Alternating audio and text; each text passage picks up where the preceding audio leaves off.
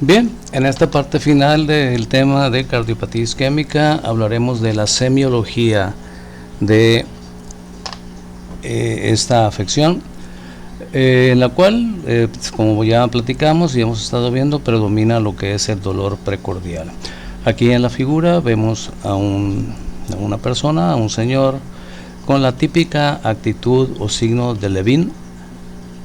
Vean ustedes las facies de dolor, la boca entreabierta, los dientes apretados, la nariz fruncida, el ceño fruncido, los ojos entrecerrados y sobre todo la mano oprimiéndose el sitio donde tiene el dolor, que es la región precordial. A eso se le conoce como signo o actitud de Levin.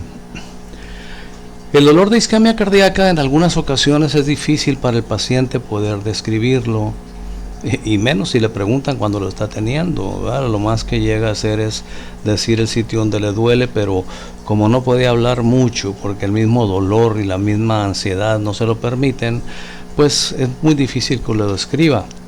Ya después, si sobreviven y les pasa el dolor, ya es más fácil que nos den la semiología de ese dolor. En la mayoría de los pacientes el dolor ocurre en el área izquierda del pecho. Más del 60% de los pacientes lo refieren como retroesternal, es decir, en la parte central, por detrás del esternón, más del 60%. Otras veces el paciente no siente dolor, lo que es muy raro, un infarto agudo del miocardio indoloro, pero sí describe sensación de opresión, de ardor, de pesadez, como si se tratara de un proceso de reflujo, como si se tratara de una esofagitis, que vamos a ver al final los diagnósticos diferenciales, como si se tratara de pirosis o lo que comúnmente llamamos agruras, que da esa sensación de opresión en el pecho. Tanto el dolor, la opresión o la pesadez en el paciente con isquemia indican la dificultad de la sangre para llegar al corazón, es decir, nos indican la isquemia cardíaca. Entonces, el dolor es el principal síntoma, es la principal manifestación. Como signo, por lo regular, tenemos la sudoración fría, la palidez, ¿okay? Tenemos palidez, tenemos sudoración fría, tenemos desde luego trastornos en el estado de conciencia del paciente, pero lo que más destaca es en la gran mayoría de los casos el dolor retroesternal. Frecuentemente el dolor se relaciona con esfuerzo físico. Si el dolor se relaciona con esfuerzo físico, entonces ya estamos hablando de una angina de pecho, ¿ok? Esfuerzo físico ¿de qué tipo? Pues de cualquier tipo.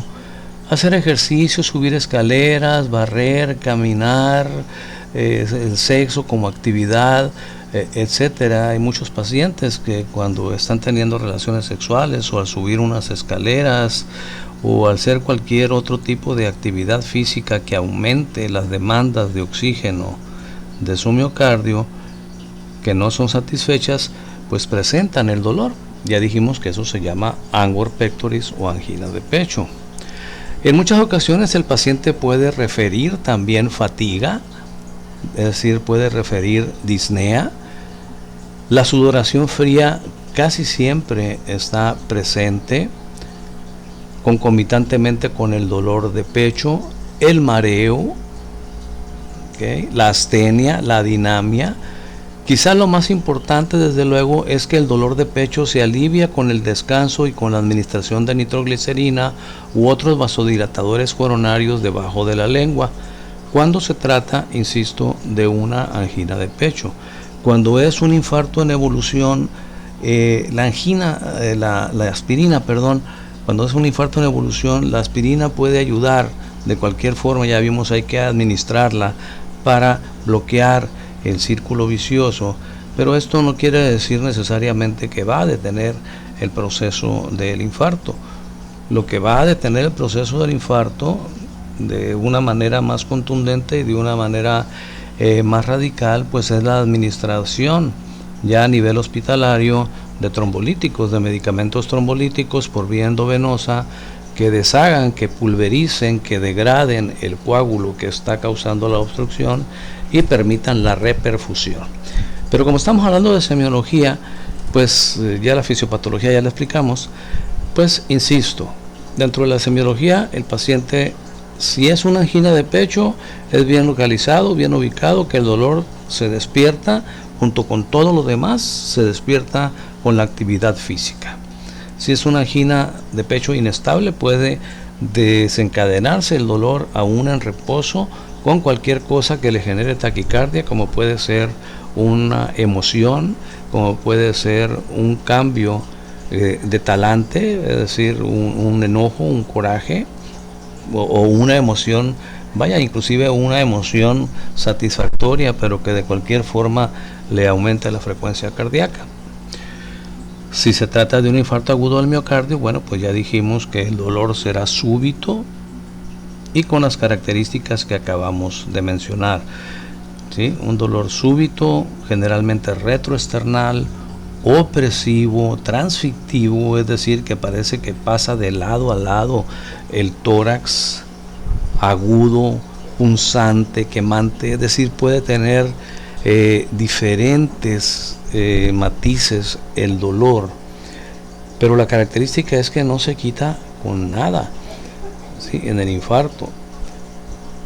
Y esto la genera pues la ansiedad típica en el paciente, la ansiedad que le lleva a la liberación de catecolaminas, que le lleva a una vasoconstricción, y al haber vasoconstricción pues hay más isquemia, es decir, hay menos paso de sangre, y ahí está el círculo vicioso cerrado. ¿Okay? Desde luego que si el paciente tiene las características de un infarto agudo del miocardio, hay que darle todo lo que mencionábamos previamente para detener el círculo vicioso, pero esto no quita que no tengamos que llevarlo, o esto no quita que tengamos que llevarlo inmediatamente a un medio hospitalario que tenga los recursos suficientes para realizar una angioplastía y, si es necesario, colocar un stent. Bien, vean el signo o actitud de Levine. Las irradiaciones del dolor generalmente son a todo el tórax anterior, preferentemente al lado izquierdo, ¿okay? A los hombros, es decir, el hombro izquierdo, el brazo izquierdo, mandíbula o parte superior del abdomen también, es decir, la región epigástrica. Vean ustedes, aquí tenemos figuras de corazones, con, obviamente, de gente que falleció, con datos o con las marcas del infarto. Vean, este es un infarto transmural. Transmural significa que atravesó toda la pared miocárdica. Vean ustedes la hipertrofia marcada que ya había de este ventrículo izquierdo. Este es un músculo papilar. Quiere decir que este paciente, lo más seguro es que también tenía una cardiopatía hipertensiva, es decir, una cardiopatía generada por hipertensión arterial, y eventualmente lo llevó al infarto agudo del miocardio y falleció. Aquí tenemos, vean, la cavidad del ventrículo derecho, que es más amplia. Estos son músculos papilares. Acá tenemos otro infarto transmural. Aquí lo estoy señalando. Músculos papilares, cuerdas tendinosas, ventrículo izquierdo. Este es un infarto de cara diafragmática, es decir, de la cara diafragmática es la región de la punta del corazón. Aquí tenemos un infarto de cara interna del miocardio en el ventrículo izquierdo. La mayoría son en el ventrículo izquierdo. ¿Por qué la mayoría son en el ventrículo izquierdo? Pues la respuesta es hasta de sentido común, porque el ventrículo izquierdo es el que requiere más oxígeno, porque es el que se contrae con más fuerza. ¿Okay?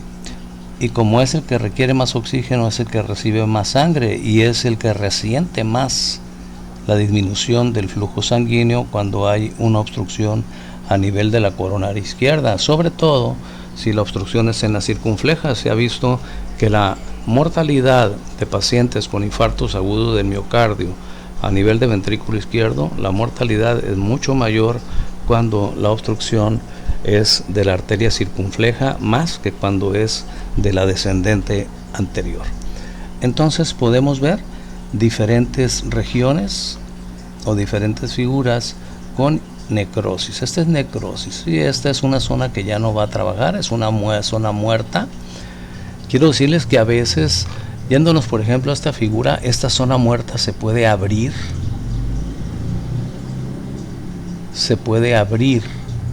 y al abrirse pues obviamente va a causar una muerte súbita, porque la sangre del ventrículo izquierdo va a salir por aquí y se va a colocar en la cavidad pericárdica. Al colocarse en la cavidad pericárdica va a formar lo que se llama un tamponale. ¿Sí? Un tamponale es un acúmulo de sangre en la cavidad pericárdica, y esa sangre que está en la cavidad pericárdica va a comprimir al corazón y ya no lo va a dejar latir. De por sí no puede latir muy bien, que digamos, por el infarto. Ya con el tamponale, ya con el cúmulo de sangre, con el hematoma formado en la cavidad pericárdica, pues va a ser todavía más difícil que tenga su contracción, y los pacientes estos por lo general tienen una muerte súbita. Ok, a continuación vamos a ver un video que nos habla qué es lo que hay que hacer con estos pacientes. Es decir, un paciente cuando ya tiene un diagnóstico de angina de pecho, cuando ya tiene un diagnóstico